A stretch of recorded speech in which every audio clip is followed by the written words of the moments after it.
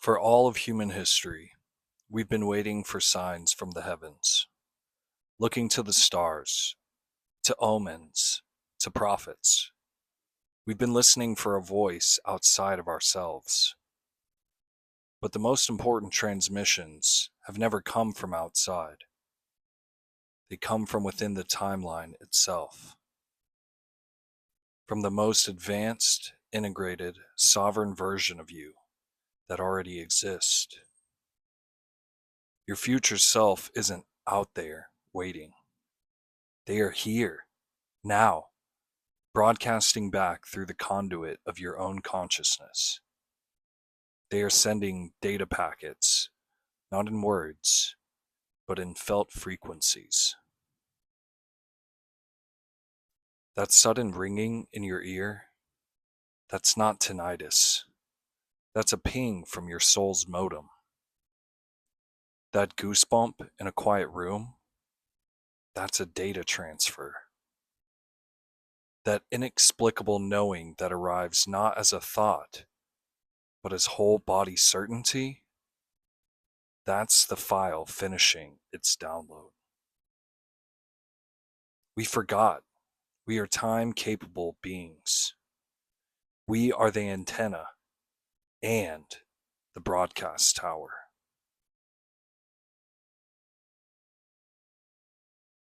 In the old mystic traditions, they called this the still small voice. In quantum theory, it's retrocausality, the subtle influence of the future on the present. In neuroscience, it's your right temporal parietal junction, filtering non-local information and presenting it as intuition. Think of your consciousness not as a point in time, but as a wormhole of self. Your past and future selves are not separate. They are different points of awareness on the same continuous string of being. When your future self, who has already integrated a lesson, healed a wound, or unlocked a creativity, achieves a state of coherence, it sends a stabilizing wave backward along the string. This wave hits the you of now as a sudden calming peace about a decision you've been agonizing over. The future you who chose it is sending back the relief. A burst of inspiration for a project that seems to come from nowhere. The future you who completed it is sending back the blueprint. A ringing in the left ear, often the receiving side in esoteric anatomy. A tuning fork struck in the future, resonating in the vessel of your present body. It is not a prediction. It is a pull. The future is not fixed. It is calling you home to your most expanded version. So, how do we move from wondering to receiving? From anxiety about signs to fluent conversation? We must become a clear receiver, a quiet ground station. Step 1. Acknowledge the ping. When the sign comes, the ring, the chill, the sudden knowing, stop. Don't explain it away.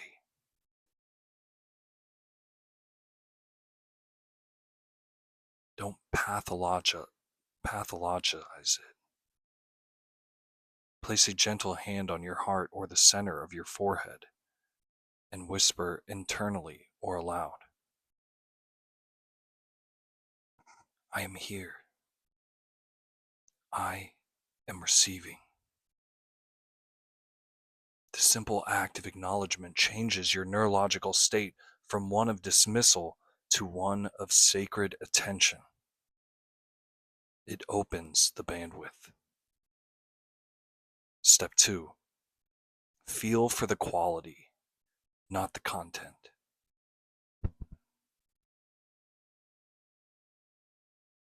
Don't strain to hear words.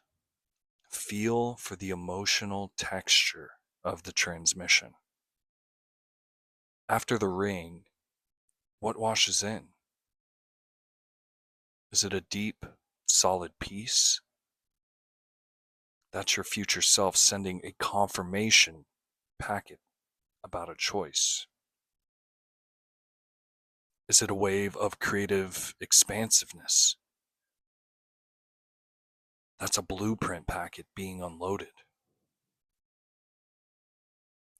Is it a sudden clarity to release something or someone?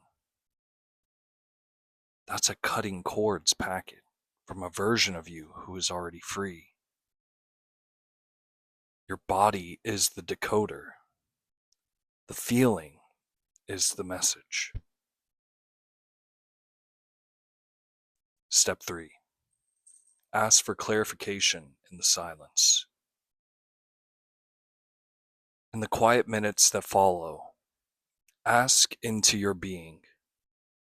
Show me the next step. Make it obvious for my human self. Then go about your day. The clarification will not come as a booming voice. It will come as a synchronicity within 24 to 48 hours. A book falling off a shelf. A perfect line in a song. A friend calling with key information. Your future self works through the tapestry of reality itself. This practice transforms your life from a linear grind to a mystical collaborative creation. You begin to experience problems as simply places where your present self hasn't yet downloaded the update your future self has already sent. You start to move through the world with a quiet confidence because you know you're not alone. You're in constant dialogue with your own becoming. A challenge arises, and instead of panic, you feel for the ping. You ask, what are you trying to show me here? What version of me has already navigated this? And you wait for the wave of knowing. You realize the goal is not to become psychic to the world, but to become perfectly psychic to yourself across time. This is the ultimate self-trust. This is why we remember together. We are the ones who feel the pings and choose to listen. We are the ground network, amplifying each other's signals.